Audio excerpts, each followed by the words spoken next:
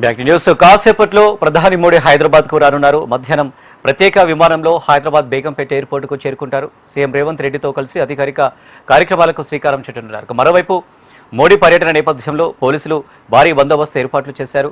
ప్రధానిగా మూడోసారి ప్రమాణ స్వీకారం చేశాక తొలిసారిగా తెలంగాణ పర్యటనకు వస్తున్న నేపథ్యంలో రాష్ట్రానికి ప్రధాని ఎలాంటి హామీలు ఇవ్వబోతున్నారనేది సర్వత్రా ఆసక్తిగా ఎదురుచూస్తున్నారు.